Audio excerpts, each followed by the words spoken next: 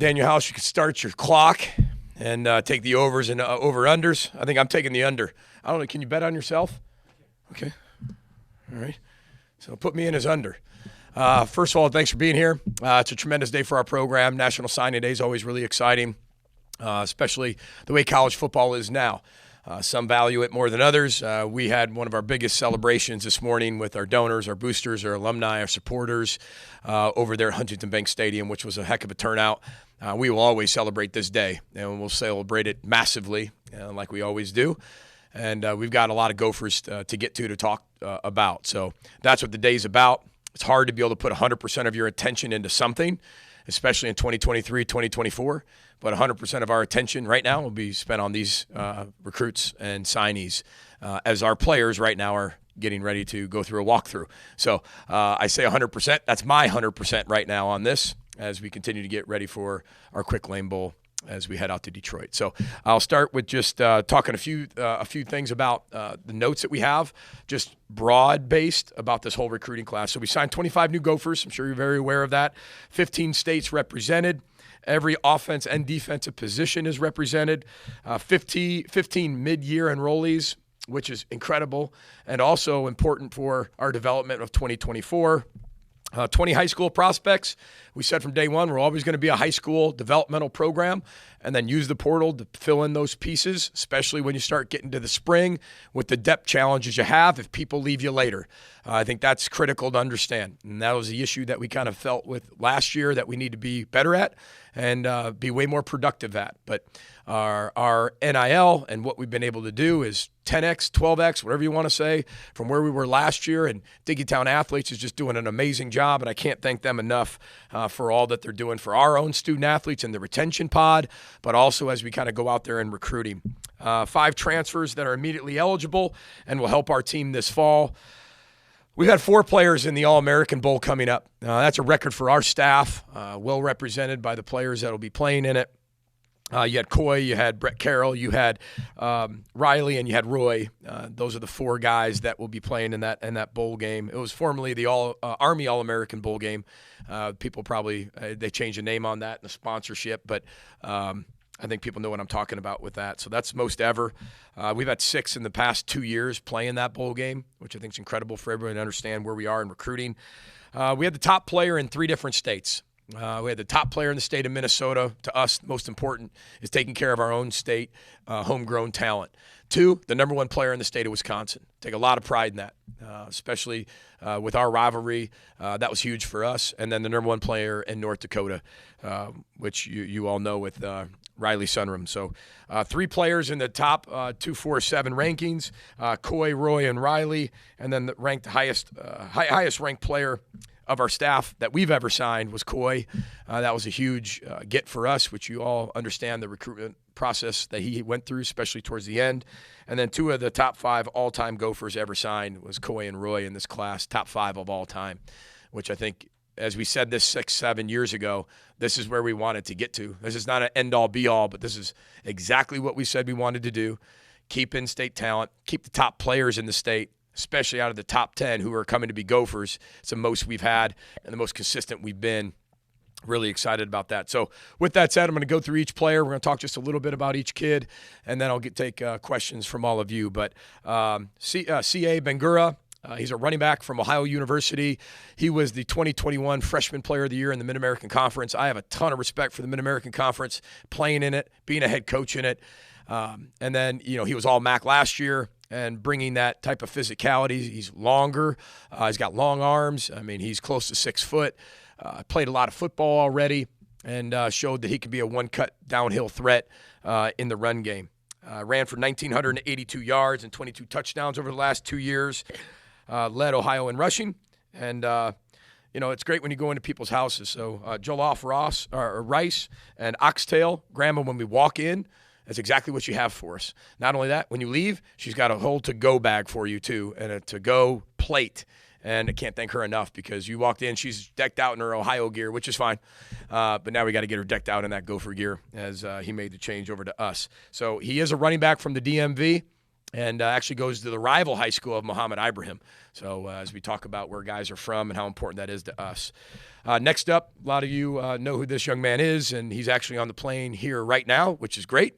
Just got to get him on the ground and officially get him in the door, which is going to be good. But Max Brosmer, quarterback, played at New Hampshire by the way of Georgia. He's got 1 year remaining, and we knew that we were, at one point, you all know this, we didn't have any quarterbacks to play in the bowl game. There was a small amount of time at one point where we didn't have anybody, and Cole Kramer and Max will do that this year. Not Max Brosmer, right? The other Max on our team. So you guys know that. But Cole stepping in to play the bowl game's huge for us. But we're talking about next year, and at the time, I think it was a top 5 portal quarterback. And I think a lot is said, but what it takes to be able to get a quarterback and what it costs and all those other things, that's all true. But at the end of the day, this guy wanted to have a place where he could walk in, he could compete, he could get started, he could find a way to be the number one guy, he could find a way to be able to put the program on his back. He led FCS in passing this year. When you talk about an elite leader, right? His mom and dad are unbelievable people.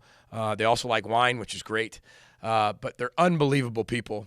His brother Fish is like an amazing trumpeter. So I got to learn a little bit about that. So that'll be interesting for you, Grammy, to do a segment on him and about his trumpeteering. Learned a lot about that through the process. He's a Walter Payton Award finalist, which is the FCS Heisman, AP second team, FCS All-American. He played 36 games at New Hampshire, has thrown for 8,713 yards, 70 touchdowns in his career, and again, he arrives today. But the biggest thing that I love about him is his leadership. He wanted to go somewhere where he was going to make an impact. He could put the team on his shoulders, and he could go. I'm not sure if any of you have been to Portsmouth, New Hampshire, but there's a great little restaurant right there called the River House, and we were able to have a little lobster roll right there and look at the boats coming in, and very unique part of the country. I haven't spent much time in New Hampshire, but he was worth it, and we're excited to have him. This young man picked it for all the right reasons. We talk about all the things that people pick things for these days. He didn't want anything handed to him. He wanted to be able to come in here, compete, lead a team, be in a culture that made him better. He's a 3.88 kinesiology major. Guy wants to be a heart surgeon. So that's a good thing for a head coach because your heart takes a little bit more of a beating these days. And if I ever go down, I got somebody at the quarterback position that can take good care of me. He might be the first on the scene and actually know what to do, maybe more than the trainers. This is going to be great. So he is a very special individual. And I can't wait for you to meet him. He's going to be here today, and then he's going to be with us through the bowl prep. So hopefully you guys get a chance to spend some time with Max and get to know his family as well because he comes from a really special group of parents. Next, Harrison Brunn, DB from Rockford High School in Minnesota, one of our preferred walk-ons. You talk about a guy that came to camp over and over and over and just kept doing it and kept impressing us every single day. Made 86 tackles, 9 tackles for a loss. First team All-Metro by Care 11. And in one game this year, this is pretty cool. He had a rushing touchdown. He had a receiving touchdown. He had a punt return touchdown and a pick 6 for a touchdown. I'm not sure how many high schoolers did that. So we're excited to have him all the way from Rockford, Minnesota. Next up, one of the most unique individuals I think that you'll come in contact with, but this is Mason Carrier out of Detroit Lakes High School, who's a legacy Gopher in the way of his mom and dad both went here. Dad went to the Carlson School of Management. Mom travels all over the world with her job. But when you're talking about Big Ten Minnesota linebackers, and there is a video clip, which I'm sure all of you have probably seen, of him building a snowman with his shirt off in Minnesota in the middle of January or February, and then comes out of nowhere after he builds it and blasts the snowman, tackles the snowman. He built the snowman to tackle the snowman with his shirt off. Like nothing says Minnesota football and Minnesota linebacker more than that.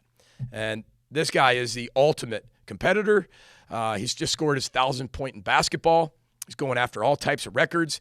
You're talking about a running back, a linebacker, does everything for his team. His brother Ethan is on our team. He's a special football player. He's a special person. I think you all saw his other tweets of how committed he is to the Gophers. And he said, I get to know the name, Mason Carrier. And you're all going to get to know that name. I think he's the next special one in that linebacker room as we continue to move forward. He was the first commit of the class. Listed as a number 4 player in the state of Minnesota, but all those rankings are all number 1. They're unbelievable guys of how they were able to keep this class really connected. 858 yards, rushing, 19 touchdowns. I mean, a bunch of tackles, sacks, interceptions.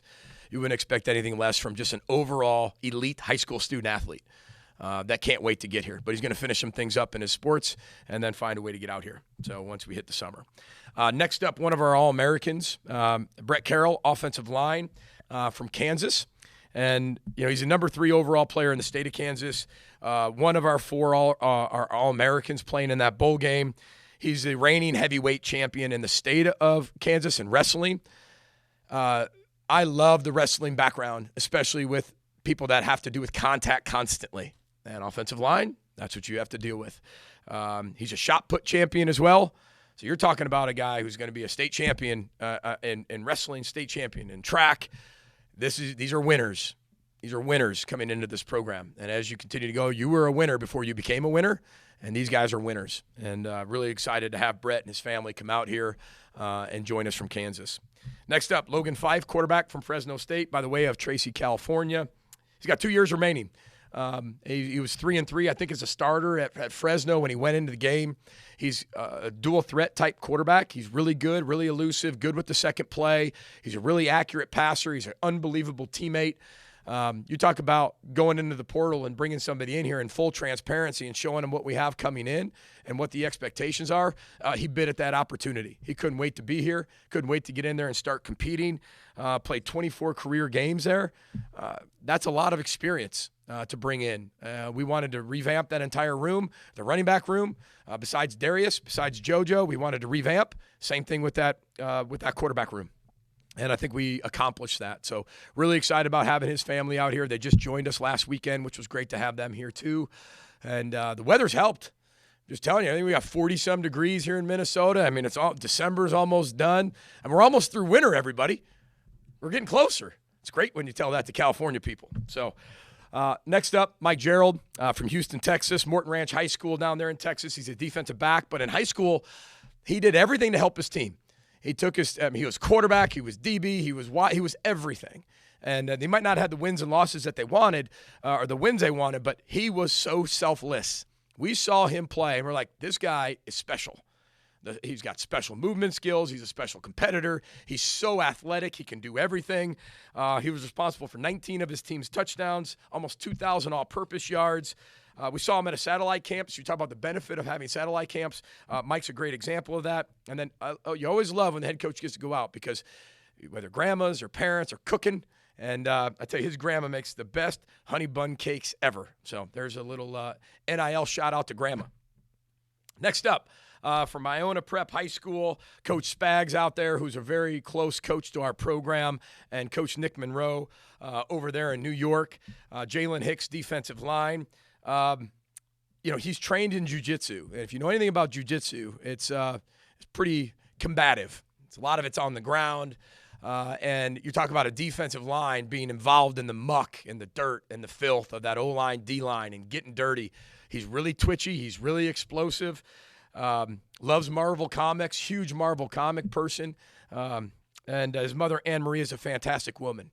Gone through a lot of hardships, a lot of tough things, even recently, but nothing ever gets her spirits down. I mean, she is absolutely elite, and so is Grandma. But his mom, Anne Marie, she is a special, special woman, and she's one of those moms. They're like, I'm moving there, Coach. So look forward to possibly having her out here and being a Minnesotan as well. Moving on, okay, we talked about the running back position, being able to transfer or really kind of redo that whole room as we're looking for what we need to be able to do. Plenty of opportunities this year to run out games, and we weren't able to do it for a lot of different reasons, but we got to get back to that. So Femi Ijaboy from Penn Charter High School in Pennsylvania. He's ranked the number 8 recruit in the state of Pennsylvania. We're talking about a kid that has a 4.51 40.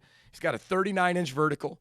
10-4 broad jump. I can tell all of you that now because we don't want anybody knowing that information.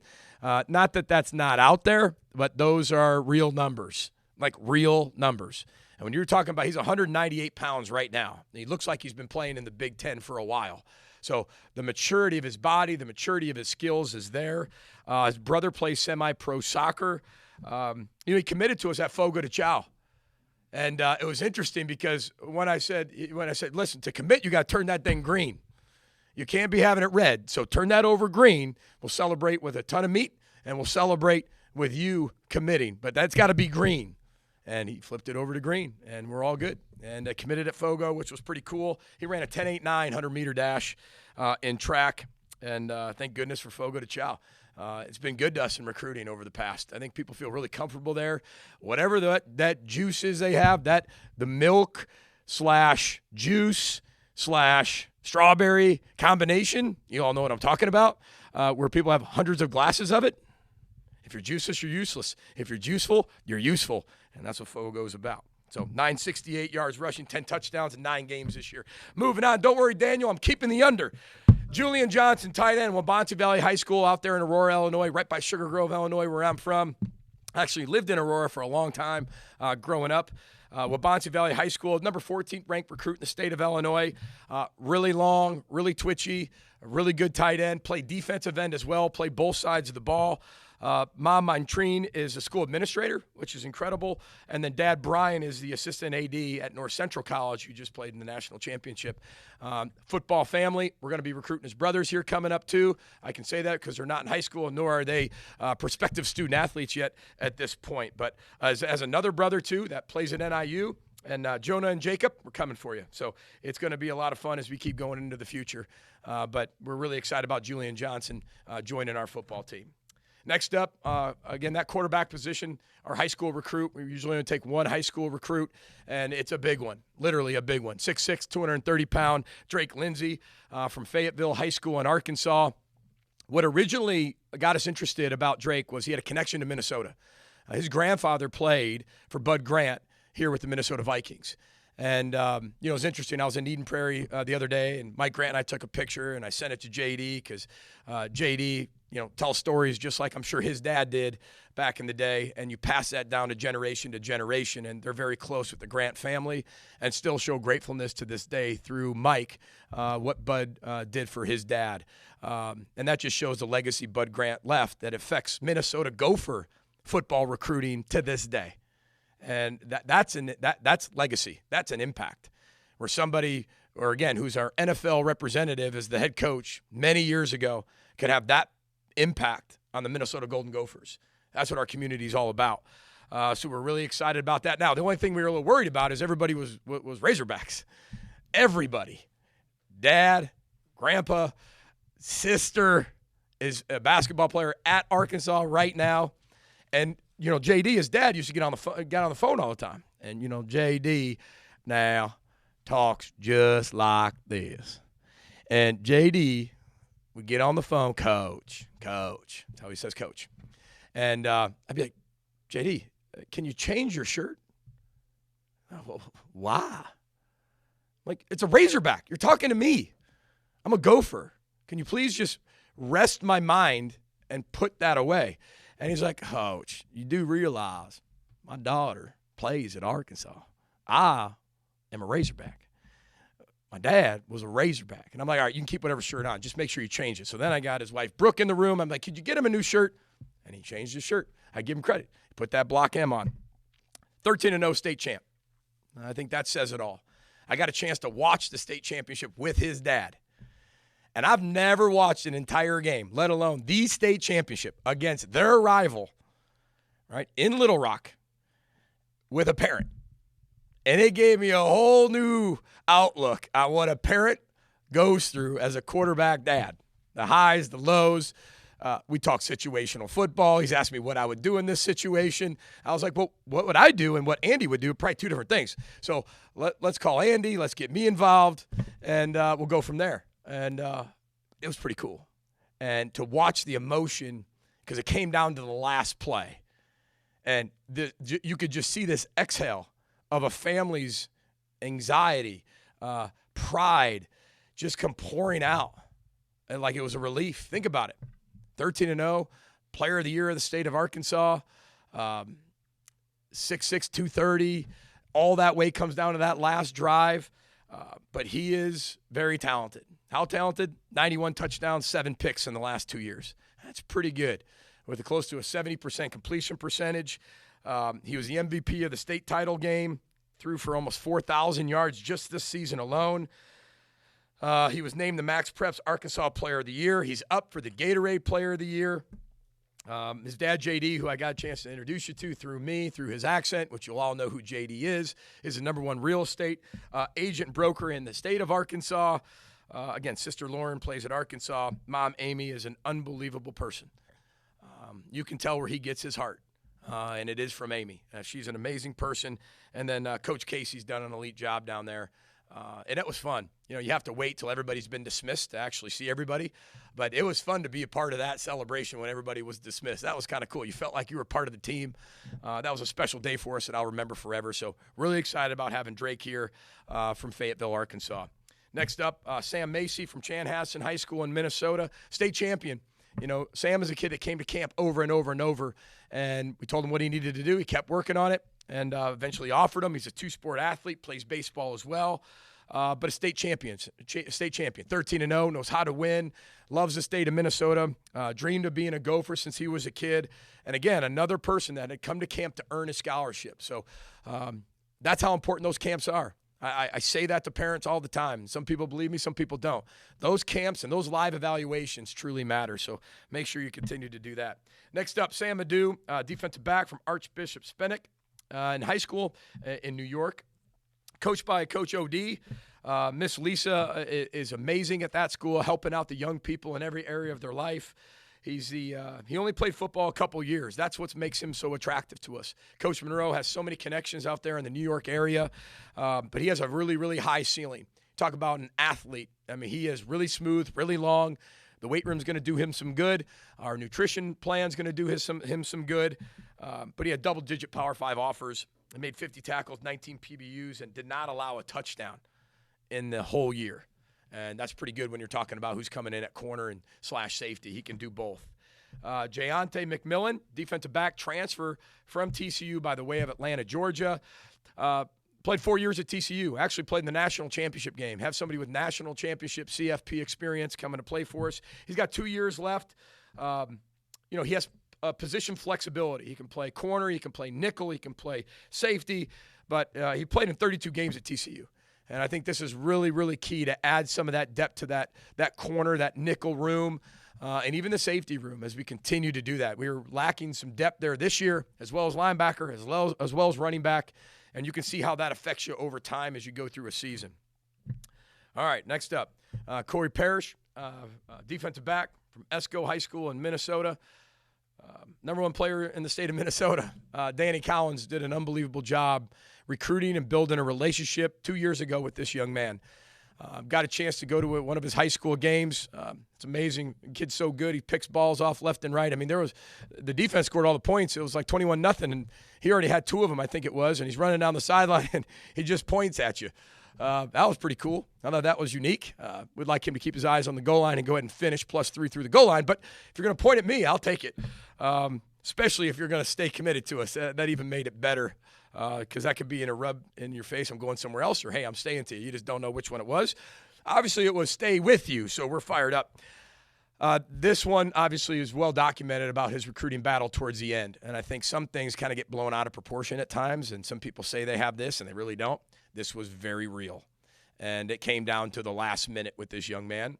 And I thought that he kept hearing the same thing over and over and over. And every time he got back on the phone, it was like, what else you got? Nothing. It's the exact same thing I told you 2 years ago. And the consistency of that, I think, rang true. He wants to make a massive impact here in the state of Minnesota, at the University of Minnesota. He's a number 3 safety in the nation, number 1 player in the state of Minnesota, one of the 4 Gophers that will play in the All-American game, 53 overall player in the nation. I think that's a huge credit to our staff and our community, our state of Minnesota, that we're keeping these people here now. And we needed that one. We needed that one since we've been here to get this thing going to where we need it to be with the cultural sustainability. He's responsible for 27 touchdowns this year in all types of ways, shapes, and forms. 62 tackles, 7 TFLs, 5 interceptions, 2 fumble recoveries. You talk about one of the most competitive high school players I've ever watched live. One of the best high school players I've ever watched live, who loves the game of football, loves it. They have family day on Sundays, only watching football. They're a football family. That's what they love. And him staying home allows them to be able to watch 2 college games in one day by watching his brother and him in the same state. And I know that Danielle was hoping for that, his mom. And George, was going to support him either way, but I know George is excited about that too, especially his brother Mason too. So now we got opportunity to watch both in the same day. He's a 10,800 meter guy. You guys know that he's a 3-sport athlete, a top 3 player Minnesota has ever signed. And the reason why we got him was because of the bad moms. There you go. So this is a club that his mom belongs to, and they're a bunch of parents, and everybody loves Coy, and they have a great connection up there in Esco. You talk about Minnesota nice and Minnesota connection, Minnesota family. Well, you had to go through that group, and you had to get that group in the boat to make sure that he was going to be a Gopher. And I feel like we did that. So we look forward to joining that group. And I know Heather does. So she was fired up when she felt that she could be a part of that group too. So it's pretty cool that they have that type of support. I was handed that, so that wasn't something that I made. That was pretty cool that he has that, but I probably just embarrassed him. Get used to it. But he is a special person, special player, and I can't tell you how much his commitment means to the future of our program, and I think he knows that too. And you talk about do everything you can to leave your legacy. He's already left a little bit in recruiting, and I know he's got a lot of goals, hopes, and aspirations that we want to help come true here at the University of Minnesota. So really excited for him. Next up, another safety is Zahir Rayner from Trinity High School in Virginia. His dad, Wally, played 8 years in the National Football League. And if you ever get around his dad, you think I have energy and you think I can talk. Wally makes me sound silent and quiet. He is a big personality. You talk about love for his family. This kid has NFL bloodlines running through his body. And you talk about staying committed. His dad played up in the Northeast area, Virginia, but coming to Minnesota, that's somewhere that, he fit. And I keep talking about it. It's all about fit. He visited as a sophomore. And I remember falling in love with him, and I think he fell in love with us. But we're like, man, this is a long way away, and this is a long time from now. And then when all the other schools keep coming in, he stayed truly committed to us through the highs and lows. And I'll tell you this, he idolizes Antoine Winfield Jr., absolutely loves him, and thinks his play is similar to that, and look forward to be able to watch that, evaluating that, and put that on the field. So he's a top 15 recruit out of the state of Virginia. Next up, dove into the portal again at the corner position, Ethan Robinson. He's a defensive back coming from Bucknell by the way of Montgomery, New York. He's got 1 year remaining, and his dad was a NYPD, then DEA agent, has a Purple Heart in the home. I took a picture of it because you talk about what that man has seen. And you could see that also from his mom, Tawanda. You could see who's a middle school principal, but what you could see is the upbringing they had in their house. So 2 quick things.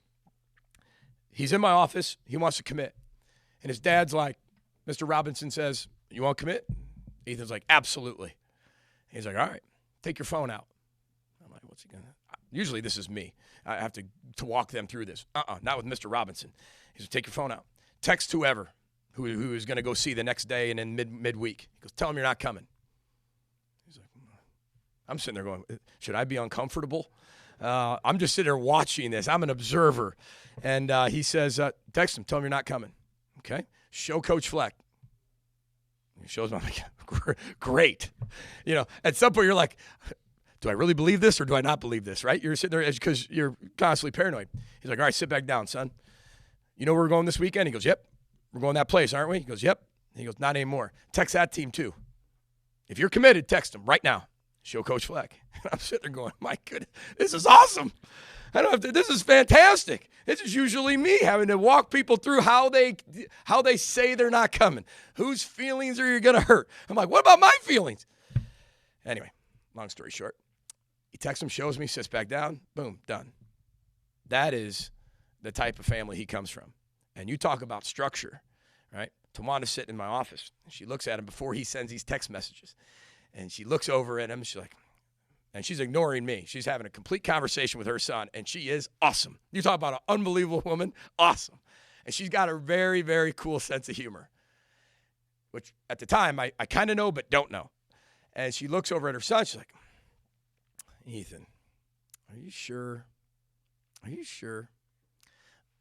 Are you sure you want to play for this strict man? And I said, strict?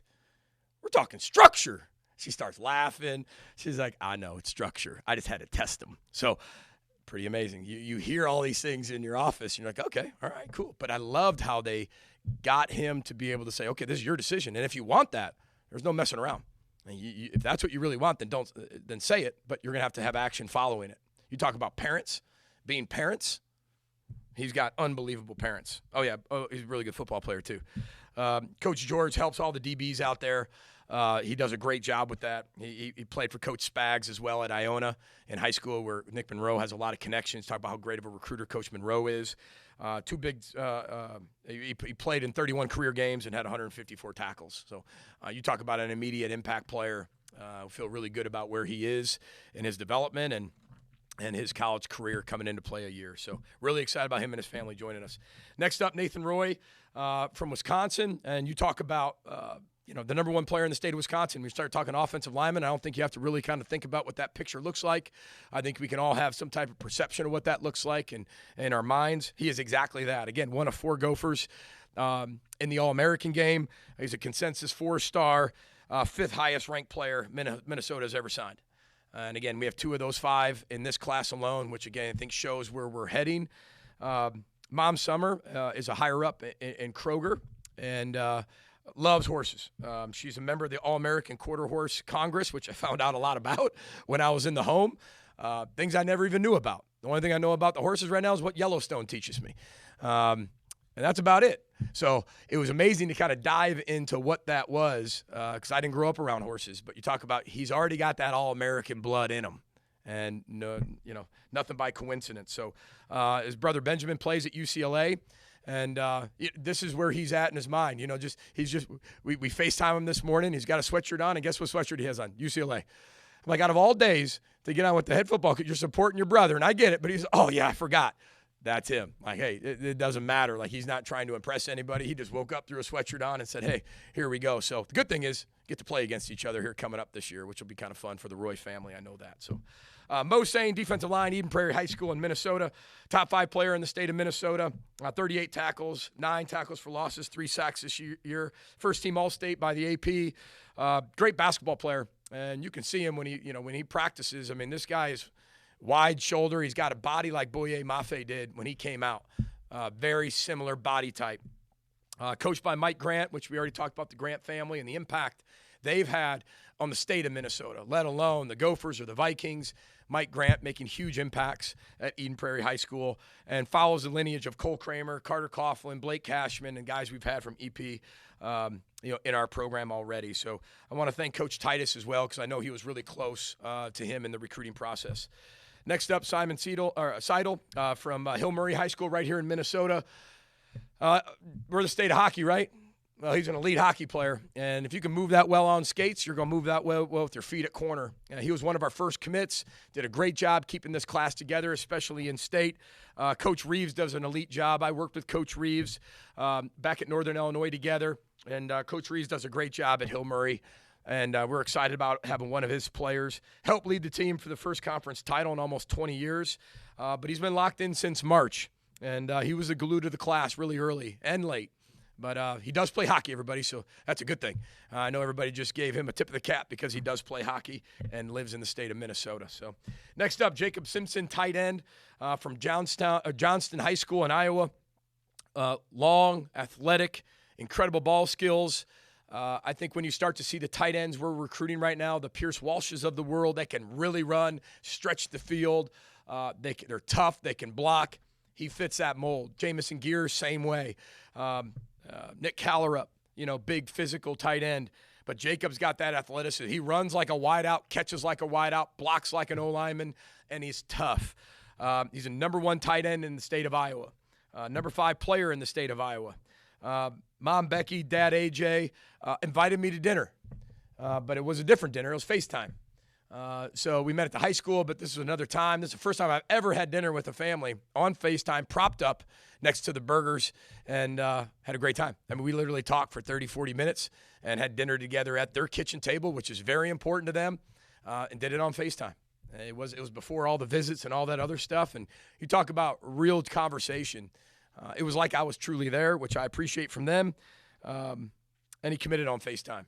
back on the summer OV. So it kind of came hand in hand. 42 catches, 680 yards, 10 touchdowns this season, but really athletic tight end. Really excited to have him, Jacob Simpson. Dallas Sims, wide receiver, Clearwater International Academy down in Florida by the way of Canada, right? You know how our pipeline to Canada and Clearwater has been really, really, really strong, but he's originally from Winnipeg.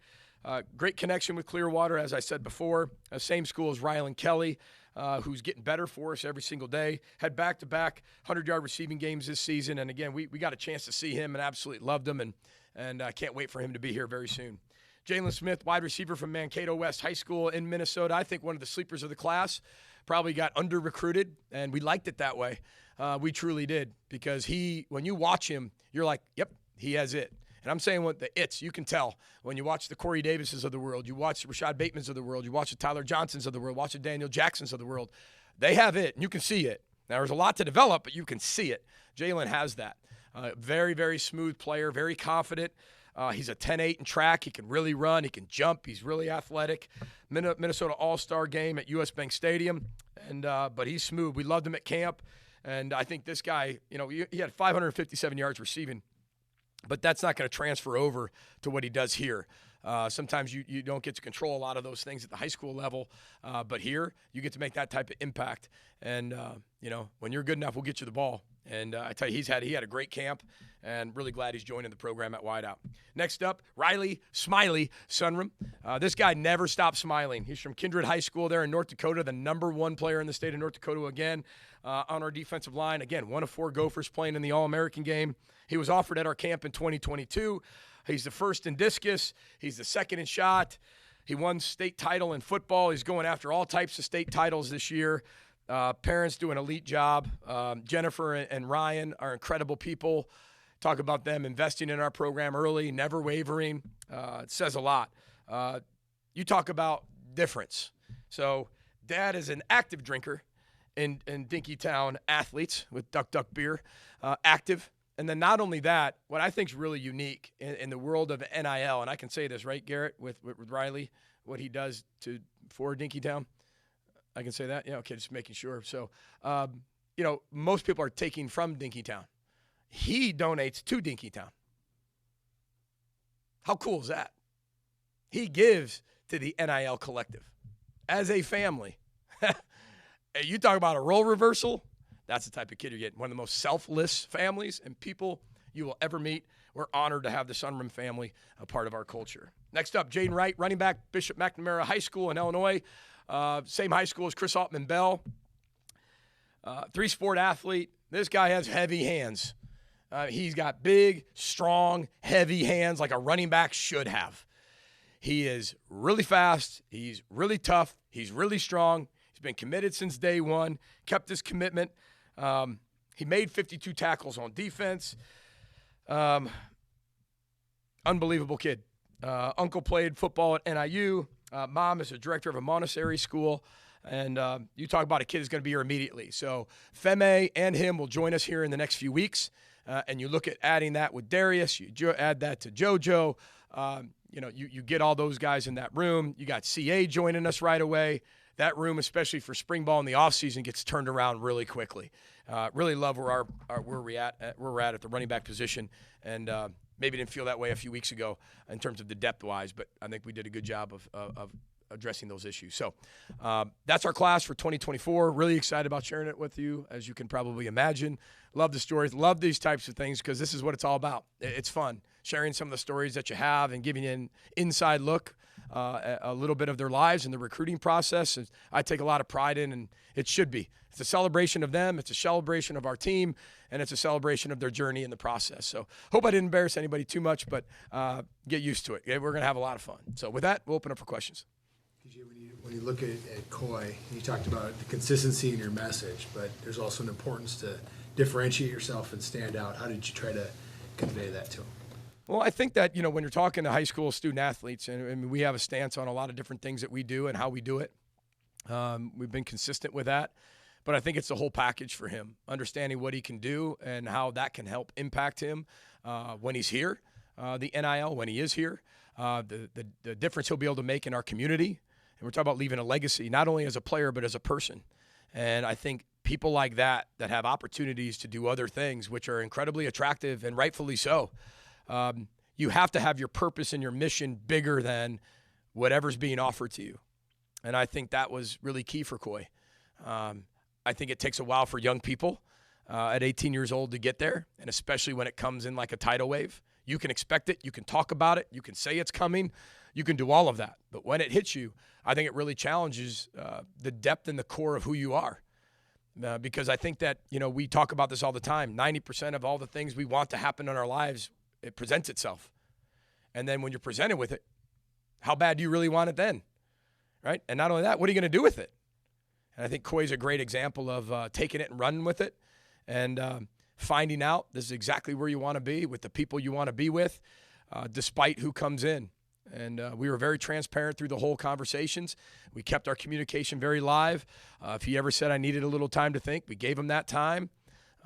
But he's got a really special family, and I know his family means a lot to him. The state of Minnesota means a lot to him, and we couldn't be more honored to bring in his entire family. You added a couple big mismatch style pass catchers in this class. What type of dimension can that bring to the offense in the future? Well, that's what we want to be able to do. I mean, you see the quarterback we brought in. I think we did as much as we could to execute that early on in the year. We weren't able to do that, unfortunately. That's what we wanted to do and where we wanted to go this year. I think these guys allow us to do that, as well as the other classes that we've added. Kendrick's having an unbelievable bowl prep. You look at Nuke. You look at TJ. You look at all the young guys, the Elijah, who's going to be back here next, Elijah Spencer. Look at all those young guys, and then you add these guys to that, and you add our young tight ends. I mean, I feel really good about where we're at in the pass game. I've seen what works. I see what doesn't work. I see where we struggled. I see where we have to get better. And as long as you keep learning from this, then things are worth it. If you're not learning from it, you're just taking the square peg, jamming it in the round hole. I mean, it's not what this is about. This is about adapting. Maybe not changing, but adapting in a lot of areas. And I think we've done that in our pass catching ways.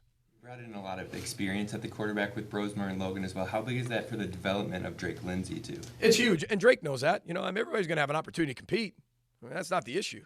Everybody will. That's the best players are going to play. But it does help with the bridge. You got two guys that have played college football at this level, at the Division I level. So now you've got two guys really helping you, not just playing at this level or not playing at this level, only practicing. You got one guy's a Walter Payton finalist, the FCS Heisman Trophy. When you look at, Logan, he's played a ton of football, and that's going to help us too. And had starts and played major college football. And we're very familiar with Fresno. Everybody remember them?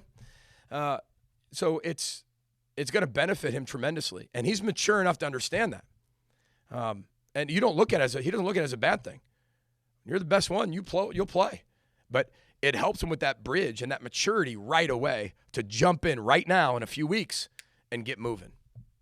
What was it like recruiting these last 10 days or so without a defensive coordinator? And when you're looking forward to whoever you do hire, do you have a timeline for that or some of the things you're going to be looking for and who you make? That's a great question, Ryan. I want to be able to give 100% of my attention like I just did to this book. That was 100% of my attention. My mind was nowhere else.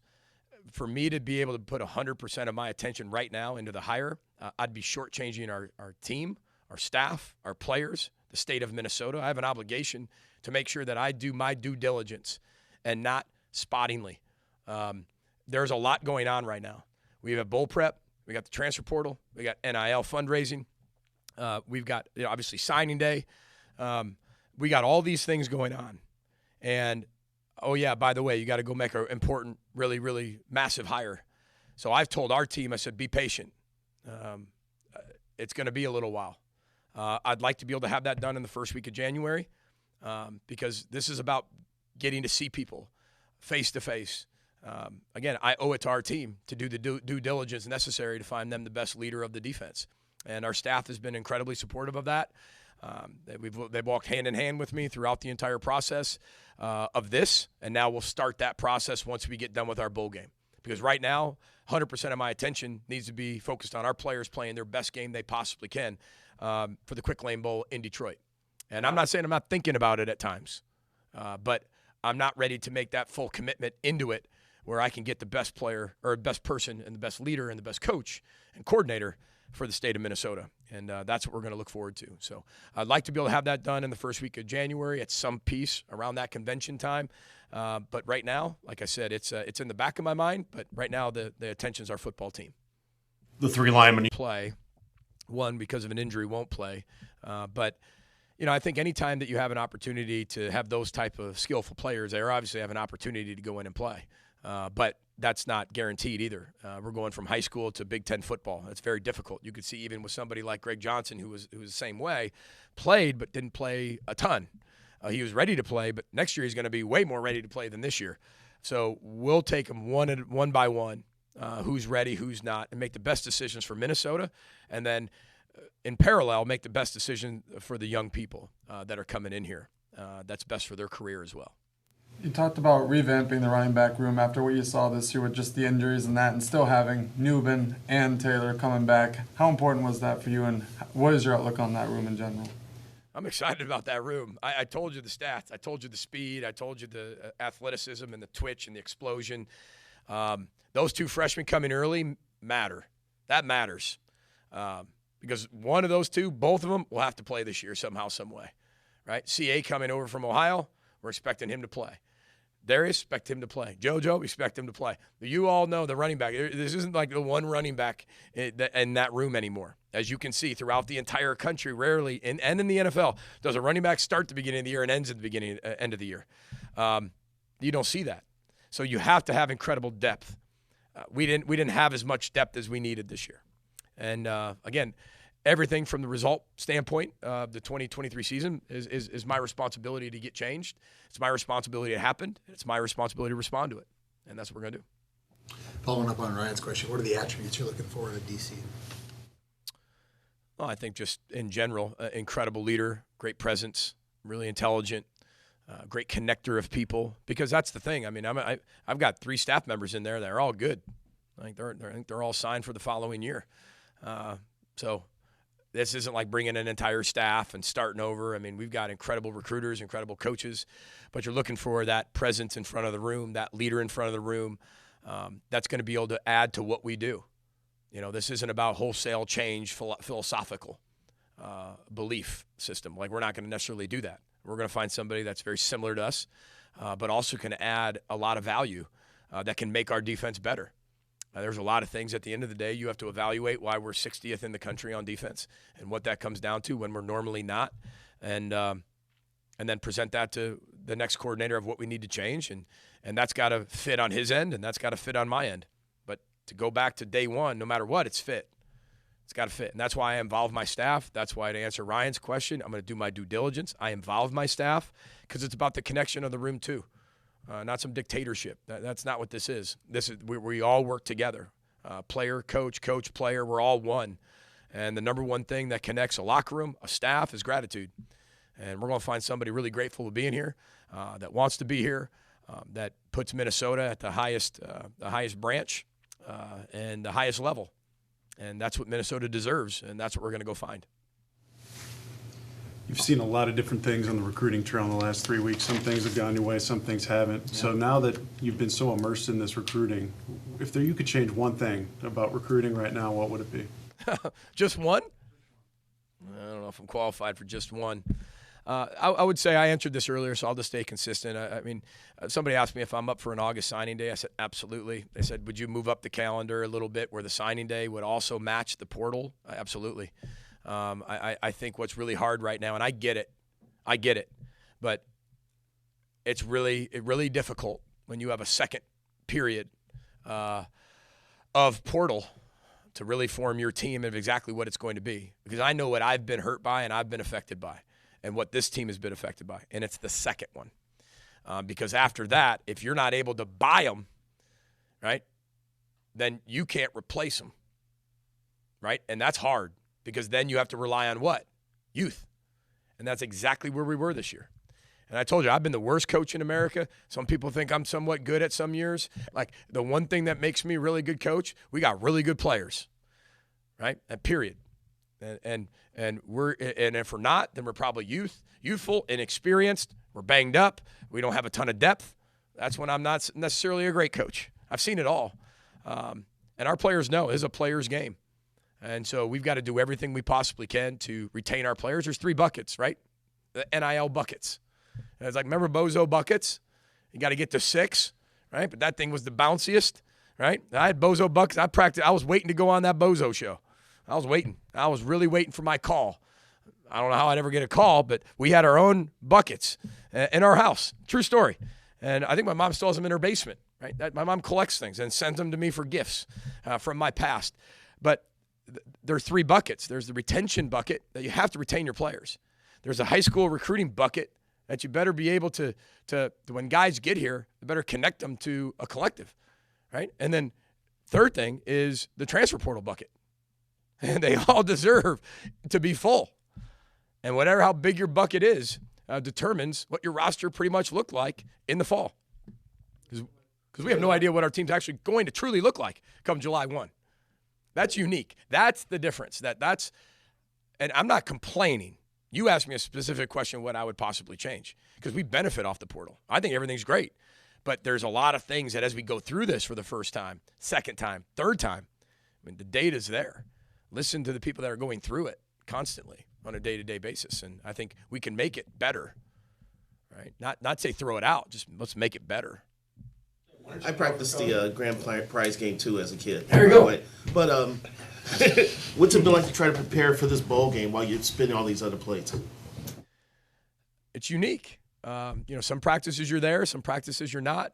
We talk about a player-led team. This team is a completely different team than the end of the year from top to bottom roster. We don't have a scout team. We got to serve each other because you don't have enough players for a scout team. It's definitely different that way. You're gone, you're back, you're recruiting, you're working on the portal, you're putting the high quality into your team. You got 4 weeks of preparation, 12 total practices. But that's also, as crazy busy as that sounds, that's the fun of it. Like, that's what coaches are addicted to. We're addicted to those things. Like, the next thing. We never get bored, and neither do our players. And if you do, break it. And you have no problem breaking it with the schedules of college coaches these days. So it's exciting. It really is. It's exciting. It's constantly changing. It's evolving.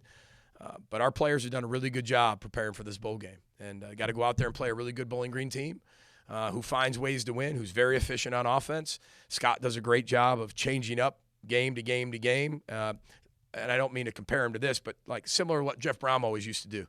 Jeff is one of the best play callers in the country, in my opinion, and probably one of the most respected offensive minds in the country, especially from me. And he does the exact same thing of making sure that nothing looks the same twice. And you can do a lot of the same stuff, but it doesn't look the same. And then you can build things off of that. And then defensively, they do a great job. They do a great job. You look at, they beat Georgia Tech this year. They were on a huge winning streak towards the end of the year, playing really good football, and special teams connects it all. So, and plus, last time we played them, they beat us. So I'm sure they're showing that over and over and over to get their kids knowing that they can go do that. And Final one for Coach. PJ, knowing what you know now about the roster, what needs do you have in the portal before January 3rd or whatever? Again, this isn't rushing into it. That is the benefit of having 2 periods. You think you have somebody and then you lose them a little bit later. There isn't a reaction to that. There's more of a response. Like, okay, we have already gone through that scenario-wise, Andy. Like, if we lose him, what is the ability? What are we going to do? And times there's like, okay, we'll just wait till the spring because of X, Y, and Z. There's times like, okay, well, we need to take one more person right now. We'll make those decisions. They've already pretty much been made, but we'll do that over the next course of the next week to 2 weeks as we prepare for the bowl game as well. So it'll be interesting. All right. Thank you, guys. Appreciate everybody. Row the boat, Sky and Mile, go Gophers. If you're the over, I think you win.